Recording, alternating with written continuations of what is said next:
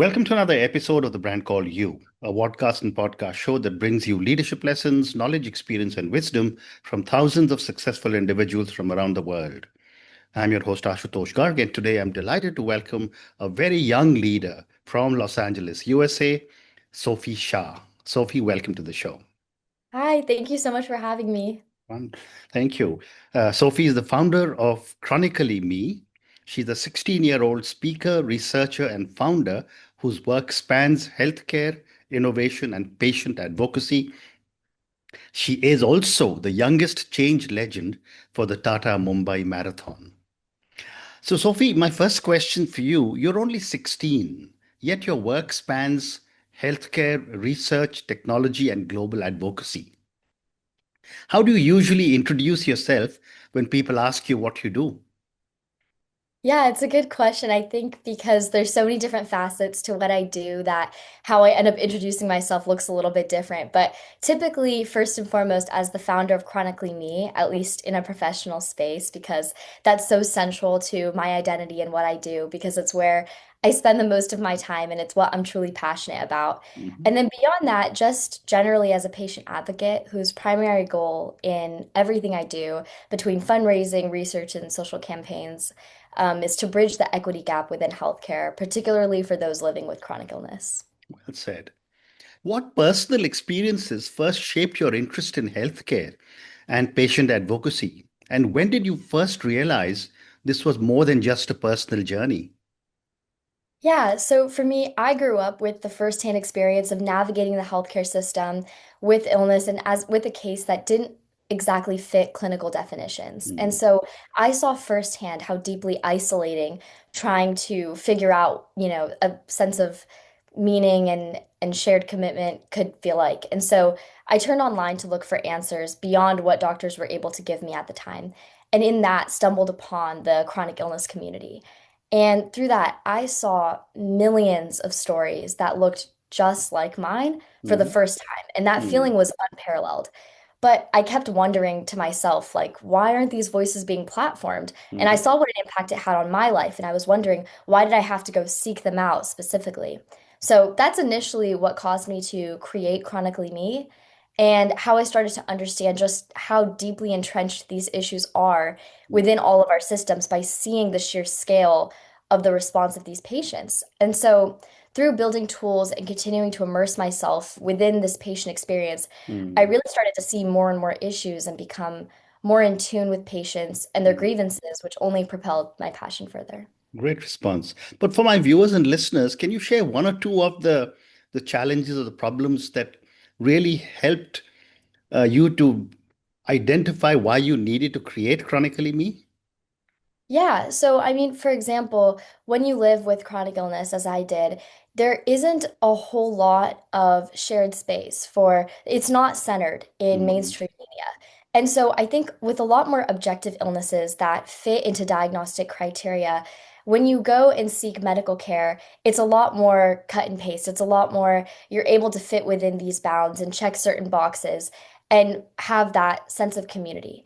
But when you live with a chronic illness or something that's not as easily identifiable, a lot of these patients end up falling between the gaps of rigid clinical definitions and end up feeling a sense of isolation and a mhm. lack of community around them because they can't relate to anybody.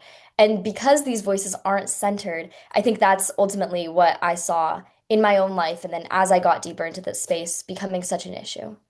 Fascinating. Why was it important for you to for you to center lived patient experience rather than clinical definitions?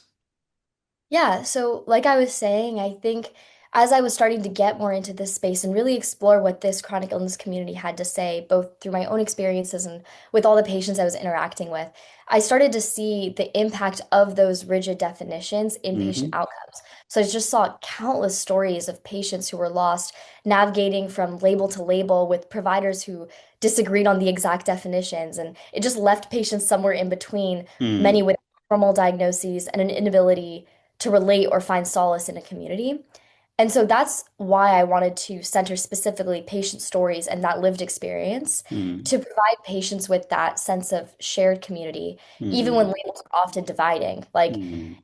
I think these patients, even though they may have contradictory diagnoses, they're still able to find more thousands of individuals who share almost identical stories to them Yeah. through just sharing their experience in the healthcare system. So, Hmm. yeah. Amazing. And in the early days, what were some of your biggest challenges in getting patients to trust the platform and share their stories? Yeah, I mean, I think anytime you're dealing with a platform like this where you're meeting people at sometimes their most vulnerable moments in their lives and asking Hmm. them to put themselves out there, it definitely was a challenge, especially at first without that inertia to get them to be able to be so vulnerable on such a in such a public way. And so Hmm. I think making sure I worked with every patient through their process initially, Hmm. going back and forth with them, helping them feel comfortable, and prioritized meeting them where they were and showing them the power of sharing their stories and truly what that ripple effect it would cause as more and more patients saw others posting, they were able to feel more confident and comfortable sharing their own Hmm. experience as Hmm. well. Well said. Sophie, many young founders struggle to scale impact. What were the key design principles you followed to build Chronically Me at a global level? Yeah, so I would say I think the main key principle would probably be this idea of starting with one. I Hmm. wasn't singularly focused on growing an international platform and having this global impact at first. I really just wanted to make a difference in one or two lives and in communities where I saw people like me. And so that was just this whole idea of bettering just one life and seeing where that took me. Hmm. And from there, the momentum really took it off. But to sustain it at that global level, to your question, I think one of the best things that I did was mobilize the patient base to become advocates for the Chronically Me brand themselves. Hmm.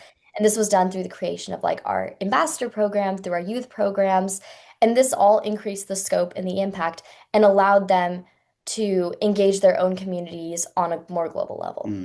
Amazing. When I was reading about you and preparing for my conversation, I was fascinated to see that you've built a very amazing distributed ambassador network across 5 continents. Mhm. How did you manage to build this and still maintain coherence and purpose? Yeah, so many patients reached out that they wanted to do more to support our brand and support the mission that they felt so dear to their heart. And Mhm. I also shared that vision and I wanted to help more people everywhere. And so there was just this idea of empowering them beyond just being benefactors of our programs and instead to be able to empower others. And so Mm, I created an outreach program and set up this whole shipment process and early access and engaged all the ambassadors in beta testing when we were building the MyCM app, for example. And so I think by checking in regularly and having the program be engaging and having them see the impact of their actions on other patients around them as well is why it was truly able to succeed and continue having that momentum. mm. And I think many of the patients are now reaching out to us to become ambassadors. And I think that demonstrated interest in the investment in our mission, because a lot of them have been involved in all of our programs since the beginning, I think truly solidifies the program. Fascinating. What have you learned about leadership from managing interns and fellows who often may be much older than you? I think truly what I've learned from all of this, even beyond just the managing interns and fellows, is that age is truly just a number. Correct. And I'm less worried about age dynamics and hierarchies than I am Mm, with the ability to create change. mm, But that being said, I do think I learned how to conduct myself and hold myself in a way that I hope comes off confident and like I wanted to get that respect. And so I've learned that not just through the fellows and how I've been able to connect with those people, but also on the calls daily with people 3 times my age and being able to talk with them and show them that the youth are able to create lasting change. Well said. Tell me about the patient-centric mobile health app you developed. What specific problem was it designed to solve? Yeah, so this was deep into Chronically Me and getting to see all these different problems that these patients were confronted with every day. Hmm. And one of the biggest ones I kept running into was this managing the administrative burden that was Hmm. accompanied pursuing care. So essentially, what that means is this mental load that is taxed on a lot of patients, particularly ones with chronic illnesses or more complex illnesses. So being able to keep track of all your patterns, medication adherence, and be able to present that Mm, concisely, but also sufficiently at a doctor's office posed quite an issue, and it was leading to a lower quality of care. mm, So, with that in mind, I developed the app aiming to ameliorate these issues and mm, integrated features like symptom tracking, pain tracking, habit adherence, medication completion. All of that was based directly from patient data and from those conversations mm, and created analysis based on those data points. So, one mm, of the big things I wanted to prioritize was patients being able to view their own data and see their own trends and take a greater sense of agency over their own health, but mm, also generate comprehensive health reports with all their data, which helped facilitate those interactions in the office and mm, helped ensure that patients don't have to be the only ones bearing that burden. Amazing. Sophie, health equity is a recurring theme in your work. What does true equity in healthcare actually look like and mean to you? Yeah, I mean, it's a tough question because I think true equity is something I don't even know that it exists in any Correct. place right now. But Correct. I do think what I would probably say to that is having all patients get the same Mm, consideration and recognition and having them be seen for who they are and what they're going through and not through this rigid lens of stringent diagnostic criteria or as binaries. And I think an important topic when it comes to achieving true equity would also be taking into account like the structural biases that shape the institutions and result in such a difference in how different patients are able to receive care. mm, And so I think like some of the research I did, for example, I got to look at the role that the diagnostic criteria itself, or not the diagnostic, sorry, the disability criteria mhm, itself mhm, played in the outcomes of patients and their ability to actually access disability insurance. And so mm, I think even those things that are so hidden, I mm. think they also need to have reform. And there needs to be reform in all sense of it, from Yeah. individuals to institutions. And I think only when we can actually rectify those is true equity, I think. Amazing. I agree. There's equity in health, not just within a country, but across the continent, across cities, everywhere.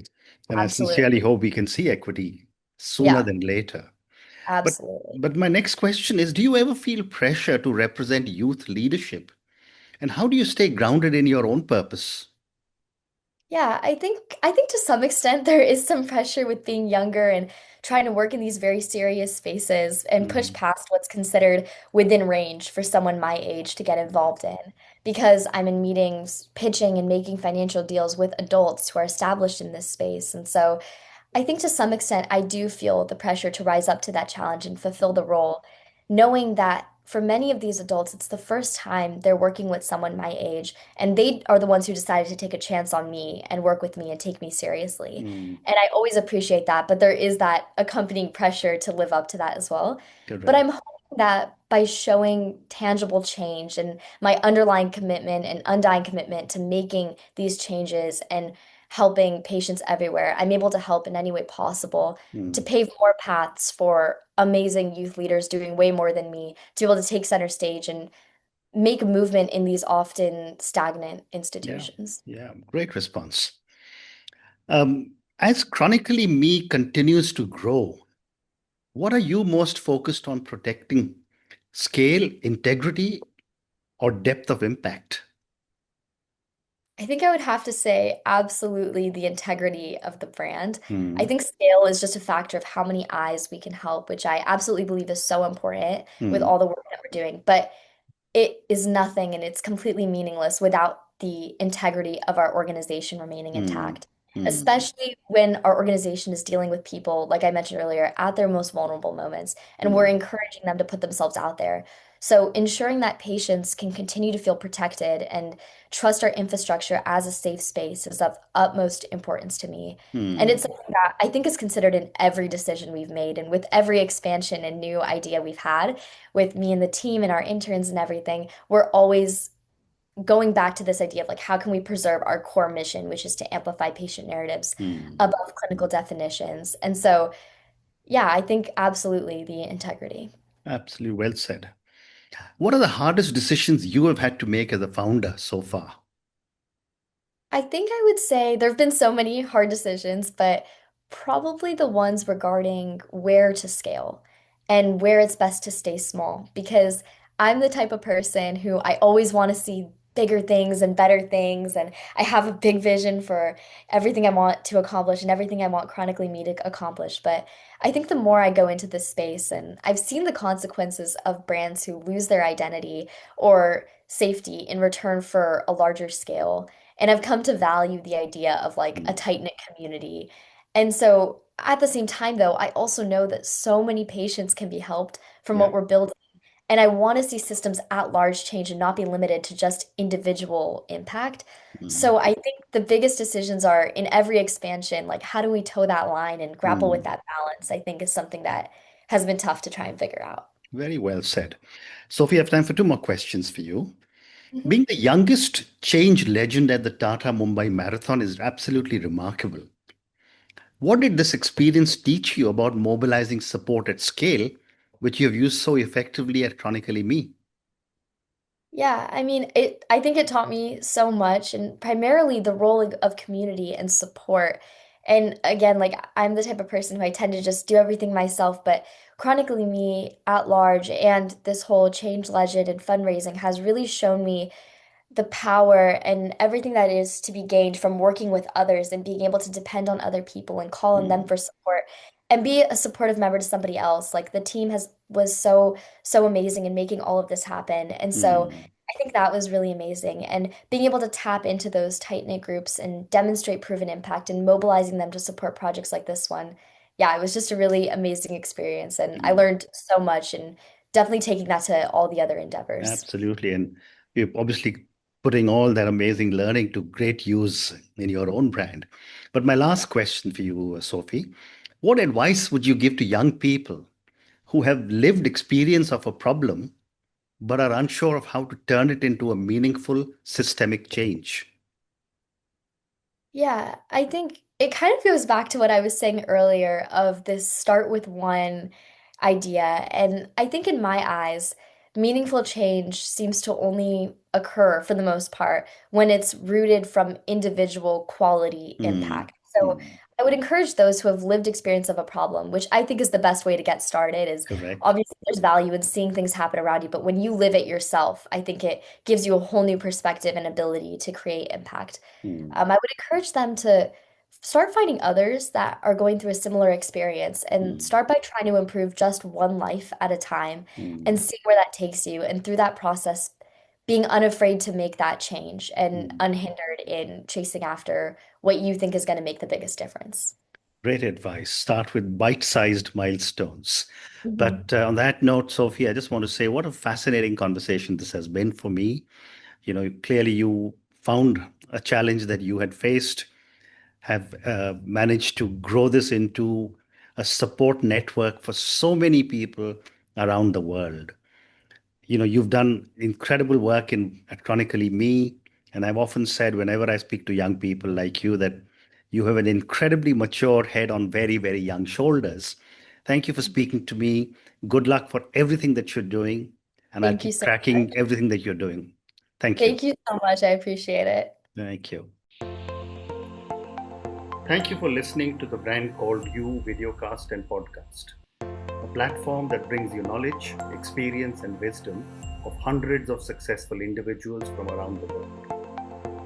Do visit our website www.tbcy.in to watch and listen to the stories of many more individuals.